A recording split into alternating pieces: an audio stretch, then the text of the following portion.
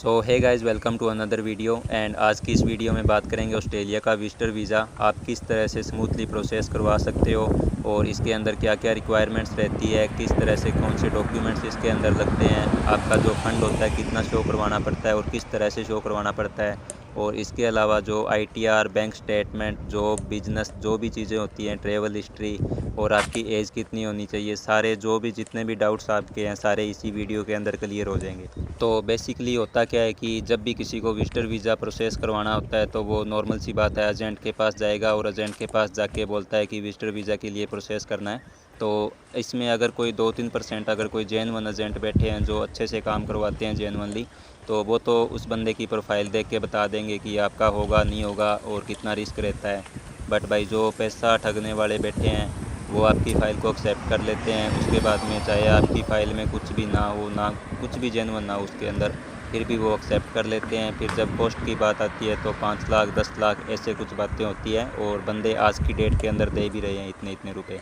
तो ये तो भाई बिल्कुल ही गलत प्रोसेस अगर आप करवा रहे हो तो बिल्कुल ही गलत है, क्योंकि एक तो इतने पैसे नहीं लगते, ऊपर से आपको जो खुद की प्रोफाइल है उसके बारे में पता होना चाहिए। तो इसके बाद सीन क्या होता है कि आपके पैसे और टाइम दोनों ही वेस्ट होते हैं इसके अंदर। और अगर एक बार आपकी रिफ्यूज़ल आती है, अगर कोई फ्रॉड एजेंट बैठा है आपका ऐसे ही प्रोसेस करवा देता है जबकि आपकी प्रोफाइल में कुछ नहीं होता और उसे भी ऑलरेडी ये चीज़ें पता होती है, बट उसको पैसे बनाने होते हैं, तो प्रोफाइल आपकी ख़राब होगी। अगर आपकी रिफ्यूज़ल आ जाती है ऑस्ट्रेलिया से तो दोबारा अप्लाई कर पाना बहुत ज़्यादा मुश्किल हो जाता है, क्योंकि अगर ऑस्ट्रेलिया की रिफ्यूज़ल आ गई तो 1% चांस बाद में बचता है। और बात सिर्फ दोबारा अप्लाई करने की, वीज़ा लेने की नहीं होती, उसमें प्रोफाइल इस तरह से ख़राब होती है कि अगर आपने विजिटर वीज़ा एक बार अप्लाई करवा लिया किसी फ्रॉड एजेंट के पास से, तो उसने आपका क्या बिज़नेस शो किया है, क्या जॉब शो की है, दोबारा आप जब भी विजिटर वीज़ा अप्लाई करोगे तो आप उस चीज़ को चेंज नहीं कर सकते हो दोबारा। तो ये सब चीज़ें पहले पता नहीं होती है भाई, जो अगर किसी को इतना ज़्यादा नहीं पता होता है डीपली, तो इन चीज़ों का ध्यान रखना। अगर आप कभी भी इन फ्यूचर प्रोसेस करवाने वाले हो तो इस चीज़ का ध्यान रखना। ओके, सो अब स्टार्ट कर लेते हैं भाई वीडियो को। तो सबसे पहले अपने बात करेंगे कि फ़ंड्स कितने चाहिए और किस तरह से इसमें लगते हैं। तो जब भी कोई बंदा प्रोसेस करवा रहा है तो सारी चीज़ें उसकी प्रोफाइल के ऊपर डिपेंड करती है। अगर आपका बिजनेस है तो आपके फ़ंड्स उस हिसाब से होंगे, जॉब है तो उस हिसाब से होंगे। बट ऑन एन एवरेज अगर अपने मान के चलते हैं तो 5 लाख से प्लस आपके होने चाहिए और मिनिमम टू मिनिमम 5 तो आपके होने ही चाहिए। बट ये ऐसे नहीं होता है कि कोई एजेंट बोल देता है कि भाई 20 लाख डाल लो, 30 डाल लो, वीज़ा आ जाएगा। अमाउंट ज़्यादा होने से वीज़ा नहीं आता है, अमाउंट किस तरह से वो उस अकाउंट के अंदर ऐड हुई है वो चीज़ें मैटर करती है, कितनी पुरानी उसके अंदर पड़ी हुई है और किस तरह से वो उसके अंदर ऐड हुई है। एक तो आप डाल रहे हो 10 लाख रुपए एक वीक के अंदर अंदर डाल रहे हो, और एक 5 लाख रुपए आपके पिछले 2-3 महीने के अंदर अंदर आए हैं धीरे धीरे करके।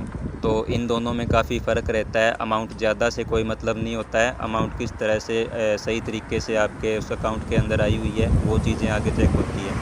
तो ओल्ड फंड होना चाहिए और सही तरीके से उसके अंदर आया हुआ होना चाहिए। इसके अलावा आपकी आईटीआर लगती है, 2 या 3 साल की आईटीआर लगती है, और bank statement probably 3 to 6 month की उसमें लगती है। और अब बात कर लेते हैं कि जॉब या बिज़नेस का क्या सीन रहता है। अगर आपका बिज़नेस है तो वो चीज़ें सारी उसके अंदर मेंशन करनी पड़ती है। रजिस्टर्ड जो होता है आपका बिज़नेस, तो जीएसटी नंबर वगैरह सारी चीज़ें उसके अंदर मेंशन करनी पड़ती है। और अगर आप जॉब करते हो तो सैलरी स्लिप्स वगैरह प्रॉपर उसके अंदर लगानी पड़ती है।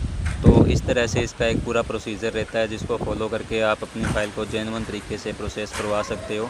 ओके, सो एज की बात करें तो एज इसके अंदर मिनिमम 22 आपकी होनी चाहिए। वैसे इसके अंदर कोई मेंशन नहीं होता है, कहीं फिक्स नहीं है कि 22 होनी चाहिए, बट जितनी यंग एज होती है उस हिसाब से उनको आगे डाउट होता है कि अभी इसने रिसेंटली स्टडी की है और फाइल में ये बिज़नेस शो कर रहे हैं, तो इस हिसाब से चीज़ें फिर उनके डाउट में आ जाती है। तो मैक्सिमम का इसमें कोई है नहीं, जितनी ज़्यादा होगी उस हिसाब से आपके पास बिज़नेस भी होगा, जॉब भी होगी, तो मैक्सिमम का इसमें कोई है नहीं।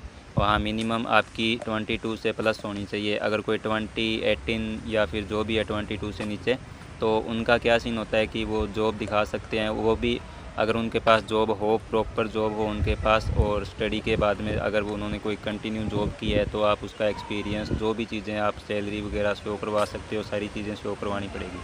तो ऑस्ट्रेलिया का विजिटर वीज़ा लेने तक का तो ये प्रोसेस होता है, जो भी मैंने आपको डॉक्यूमेंट्स का, फंड्स का जो भी बताया इसके अंदर, तो ये सारी चीज़ें फुलफ़िल करनी पड़ती है। तो ये तो जो प्रोसेस था आपका ऑस्ट्रेलिया का विजिटर वीज़ा लेने तक का, सारा प्रोसेस यहाँ तक कंप्लीट हो जाता है। इस तरह से आप सारी चीज़ें जेन्युइनली पूरी ट्रांसपेरेंसी के साथ एजेंट के साथ मिलके और इतना आप काम करवा सकते हो। इसके बाद फॉर एग्ज़ाम्पल आपके पास वीज़ा आ गया, सारा काम हो गया। इसके बाद जो मेन इशू रहता है वो रहता है इमिग्रेशन का। जब भी आप वीज़ा आने के बाद में टिकट करा के ऑस्ट्रेलिया के लिए ट्रैवल करते हो, तब एयरपोर्ट पे आपको इमिग्रेशन का भाई सामना करना पड़ता है। वहाँ पे कई बार क्वेश्चनिंग बहुत ज़्यादा हो जाती है और इस जगह आपको काम आती है ट्रैवल हिस्ट्री, क्योंकि जिसके पास यहाँ पे ट्रैवल हिस्ट्री होगी उसका थोड़ा सा भाई यहाँ पे आसान हो जाता है इमिग्रेशन को क्लियर करना। क्योंकि कोई भी है, चाहे कितनी भी जेन्युइन फाइल वाला है, जो भी है, यहाँ पे फिर वो चीज़ें मैटर नहीं करती है, क्योंकि क्वेश्चनिंग एयरपोर्ट पे सबसे होती है जो भी विज़िट कर रहा है। क्योंकि पर्पज़ ऑफ विज़िट, आपका आगे स्टे क्या है और कितने दिन का आपका प्लान है, सारी चीज़ें वो पूछते हैं आगे। और इमिग्रेशन का पहले इतना नहीं होता था, बट जब से वो न्यूजीलैंड वाला सीन हुआ था 1 साल पहले, उसके बाद में ये काफ़ी ज़्यादा क्वेश्चनिंग करने लग गए हैं और एंट्री डिनाई कर देते हैं कई बारी। तो अगर यहाँ पे किसी के पास ट्रैवल हिस्ट्री होती है तो उसका थोड़ा सा वहाँ पे इमिग्रेशन स्मूथ हो जाता है क्लियर करना, और वो इजीली क्लियर भी कर लेते हैं। ओके, तो इसका ये प्रोसेस रहता है पूरा विजिटर वीज़ा का अप्लाई कराने से इमिग्रेशन तक का, मैंने आपको सारा बता दिया है। और इसके बाद में चलो लास्ट में मैं थोड़ा सा आपको कॉस्ट के बारे में और बता देता हूँ। तो इसकी कॉस्ट जो होती है भाई कुछ ज़्यादा नहीं होती है। एम्बेसी फ़ीस हो गई, उसके अलावा डॉक्यूमेंटेशन अगर थोड़ा बहुत कुछ एजेंट करवा के देता है तो उसकी हो गई कुछ, और उसके अलावा एजेंट की फ़ीस हो गई। तो यही सारी चीज़ें इसके अंदर होती है। इसके अलावा अगर कोई आपसे लाखों में पैसे मांग रहा है तो लाखों में देने की इसमें कोई नीड नहीं होती है, बहुत ही कम बजट में हो जाता है। विजिटर वीज़ा के अगर आप दे रहे हो 10-12 लाख 15 लाख रुपए दे रहे हो, तो इससे अच्छा तो भाई डायरेक्ट स्टडी या फिर वर्क लेके भी जा सकते हो। तो यही था भाई आज की वीडियो में। अगर वीडियो अच्छी लगी तो लाइक कर देना एंड चैनल को कर लेना सब्सक्राइब ऐसी और इन्फॉर्मेटिव वीडियोज़ के लिए। और अगर फिर भी किसी के कोई डाउट्स रह रहे हैं तो इंस्टाग्राम की लिंक मिल जाएगी आपको वीडियो की डिस्क्रिप्शन में, वहाँ पे जाके आप मुझे इंस्टा पे फॉलो कर सकते हो और वहाँ पे जाके मैसेज कर सकते हो।